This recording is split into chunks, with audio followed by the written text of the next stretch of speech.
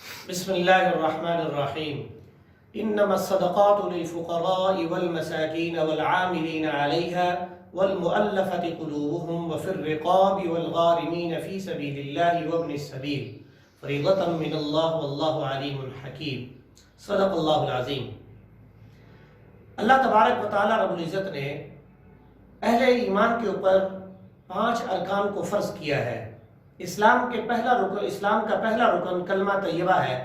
کلمہ طیبہ پڑھ لینے کے بعد انسان کے اوپر 4 ارکان اسلام لازم قرار دیے جاتے ہیں۔ نماز، روزہ، حج، زکوٰۃ۔ نماز بدنی عبادت، روزہ بھی بدنی عبادت ہے، اور حج بدنی اور مالی دونوں عبادتیں ہیں، اور زکوٰۃ جو ہے یہ خالصتاً مالی عبادت ہے۔ اللہ تبارک و تعالی رب العزت نے زکوٰۃ کو اہل ایمان کے اوپر فرض قرار دے دیا کہ جو پاک طیب حلال رزق اللہ تعالیٰ نے دیا ہے انسان کو، اس میں سے وہ اللہ کی رضا کے لیے خرچ کرے۔ یعنی اللہ تعالیٰ کا وہ حق ہے کہ اللہ تعالیٰ کے راستے میں وہ اپنے جو اس کا مال ہے وہ اس کو خرچ کرے۔ زکوٰۃ کے لیے ضروری ہے کہ جو زکوٰۃ کا مال ہے اس میں 4 چیزیں ہیں۔ پہلے 7.5 تولے سونا، اور دوسرا 52.5 تولے چاندی، اور تیسرا مال تجارت، اور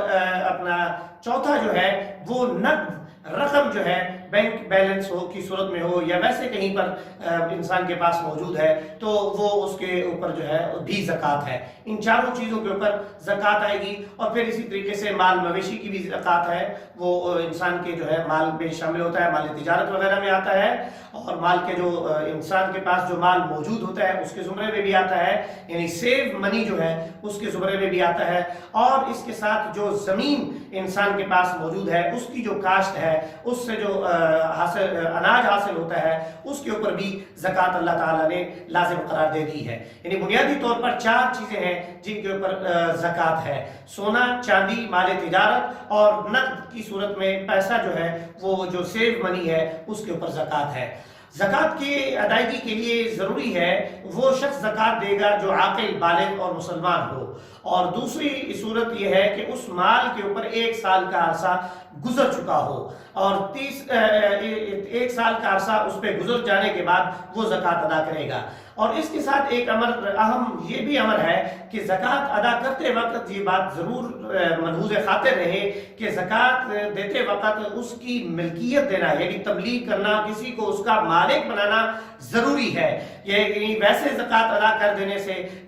بغیر کسی دسترخوان لگا دینے سے یا کوئی دوسرا رفاہی کام کرنے سے زکوٰۃ ادا نہیں ہوگی، بلکہ کسی فرد کو اس کا مالک بنانا، کوئی راشن اس کو دے دینا، کچھ رقم اس کو دے دینا، یہ ضروری ہے۔ تاہم اس میں یہ بات ذکر کرنا کہ یہ زکوٰۃ کا پیسہ ہے کہنا ضروری نہیں ہے، اس لیے اگر اس کی عزت نفس کا خیال رکھنا مقصود ہو۔ لیکن اگر اس کہہ دیں تو اس میں کوئی مذائقہ بھی نہیں ہے، یعنی تاکہ اس کو معلوم ہو کہ یہ زکوٰۃ کا پیسہ ہے، اور اگر وہ اس کا استحقاق رکھتا ہے، یعنی مصارف زکوٰۃ میں سے ہے، مستحق زکوٰۃ ہے، تو اس کو قبول کرے، بصورت دیگر وہ اس سے مانع رہے۔ اگر کسی صاحب زکوٰۃ نے غیر مصرف کو دی ہے زکوٰۃ، تو وہ زکوٰۃ ادا نہیں ہوگی، اور اس کو اگر اس نے ملک یعنی تملیک یا مالک نہیں بنایا کسی کو، تب بھی زکوٰۃ وہ ادا نہیں ہوگی۔ زکوٰۃ کا بنیادی جو حکم ہے، حضرت عائشہ صدیقہ رضی اللہ تعالی عنہا کی ایک روایت سے ثابت ہوتا ہے کہ حضرت عائشہ نے اپنے ایک غلام کو کہا کہ یہ رقم زکوٰۃ فلاں صاحب کو دے کے آ جاؤ، وہ نابینا ہے، اور ان کے پاس یہ رکھ کے آ جاؤ۔ ان کو بتلانا نہیں ہے کہ کس نے یہ رقم بھیجی ہے، نہ ہی ان کے اوپر سلام پڑھنا ہے، تاکہ سلام کہنا ہے تاکہ وہ سلام کا جواب نہ دے دے، اور وہ اس کا ریوارڈ یعنی اجر میں اس سے حاصل کرنا مقصود ہو جائے۔ یہ خالصتاً اللہ کی رضا کے حصول کے لیے انسان زکوٰۃ کو خرچ کرتا ہے اور نکالتا ہے۔ اور زکوٰۃ کے جو مصارف ہیں، اللہ تعالیٰ نے قرآن کریم میں 8 بیان فرمائے ہیں کہ وہ زکوٰۃ فقراء اور مساکین کو دی جا سکتی ہے، عاملین جو زکوٰۃ جمع کرتے ہیں ان کو زکوٰۃ دی جا سکتی ہے، غارمین جو مقروض لوگ ہیں ان کے قرض سے نجات دلانے کے لیے زکوٰۃ دی جا سکتی ہے، مؤلفت قلوب لوگوں کے غیر مسلموں کے دلوں کو اسلام کی طرف مائل کرنے کے لیے زکوٰۃ دینا یہ بھی جائز ہے۔ لیکن حضرت عمر رضی اللہ تعالیٰ عنہ کے زمانے سے یہ جو اپنا مصرف ہے یہ منقطع ہوا ہے کہ اب اہل چونکہ اسلام کو عروج حاصل ہو چکا، قوت اور تقویت حاصل ہو چکی ہے، اب کسی کو اسلام کی طرف مائل کرنے کے لیے زکوٰۃ ہم جو ہے ادا نہیں کریں گے، بلکہ جو مسلمان مستحقین زکوٰۃ ہے انہی کے اوپر ہی زکوٰۃ کو خرچ کریں گے۔ اور اس کے ساتھ اللہ کے راستے میں زکوٰۃ خرچ کرنا، اور اس کے بعد فی سبیل اللہ کے راستے میں خرچ کرنا، اور ابن سبیل مسافر کو زکوٰۃ دینا۔ اگرچہ مسافر صاحب مال اور صاحب دولت ہو، لیکن جب وہ سفر کے دوران سفر میں ہو، حالت سفر میں ہو، اور اس کے پاس جو ہے پیسہ کی قلت اور کمی ہو جائے تو اس کی مدد اور معاونت زکوٰۃ کے پیسے سے کی جا سکتی ہے۔ زکوٰۃ کے مصارف میں جو ذکر ہوا ہے ابن سبیل جو اپنا فی سبیل اللہ ہے، فی سبیل اللہ میں مفسرین کرام نے اور محدثین عظام نے یہ ذکر فرمایا ہے کہ رفاہی امور جو ہیں مسلمانوں کی فلاح اور بہبود کے امور، ان میں زکوٰۃ دی جا سکتی ہے، تاہم اس میں عمل تبلیغ جو ہے اس کا اختیار کیا جانا ضروری ہے۔ اور بالخصوص زکوٰۃ کا جو حق ہے وہ اپنے جو قریبی زیر تکفل جو طبقہ افراد ہیں، یعنی والدین اور اولاد اور بیوی، ان کو زکوٰۃ نہیں دی جا سکتی ہے، اور اس کے علاوہ اپنے بہن بھائیوں کو اور دیگر عزیز و اقارب کو زکوٰۃ کی رقم جو ہے وہ دی جا سکتی ہے۔ زکوٰۃ کی جو مقدار ہے وہ اگر 1 لاکھ رقم ہے تو اس میں سے جو ہے 40واں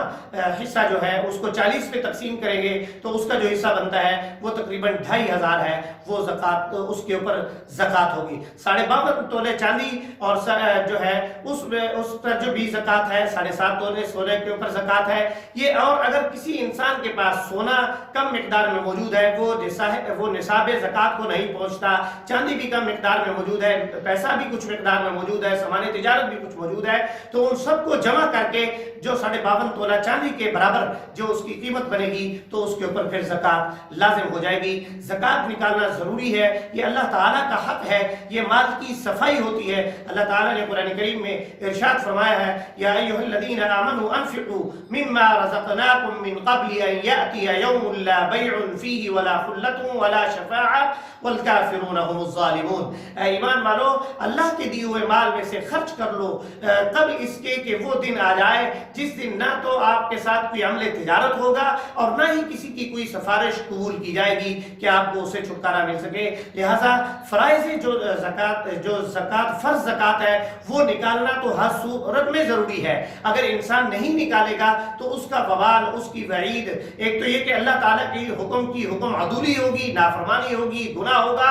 اور پھر اس کے مضمرات مرتب ہوں گے۔ لیکن اگر انسان زکوٰۃ نکالے گا اپنے مال میں سے تو پھر اس کے ثمرات، فوائد جو ہیں وہ بھی زندگی کے اندر مرتب ہوتے ہیں کہ رزق میں وسعت آتی ہے، برکت آتی ہے، اولاد میں برکت آتی ہے، زندگی میں برکت آتی ہے، سکون اور اطمینان اور راحت حاصل ہو جاتی ہے انسان کو۔ لیکن اگر کوئی انسان زکوٰۃ نہیں ادا کرتا یا صدقہ اور خیرات سے اجتناب کرتا ہے، نہیں دیتا، تو اس کو معلوم ہونا چاہیے کہ یہ اللہ تعالیٰ کے حقوق ہیں، ان کو پورا نہ کرنے کی وجہ سے انسان کو اس کا وبال جو ہے وہ سہنا پڑتا ہے، بیماری کی صورت میں، تکلیف کی صورت میں، مصیبت کی صورت میں، آزمائش کی صورت میں، اور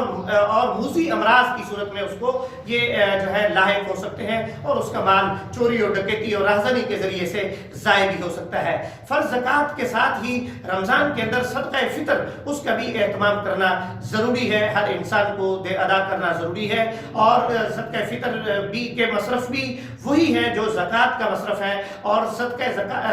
فطر کے ساتھ ہی کفارہ صوم اور فدیہ صوم، اور پھر عشر جو ہے زمین سے جو چیز گندم، اناج، فصل یا پھل فروٹ حاصل ہوتے ہیں ان کی بھی جو زکوٰۃ ہے، عشر یعنی وہ بھی ادا کرنا ضروری ہے۔ اگر بارانی زمین ہے تو اس میں 10واں حصہ، اور اگر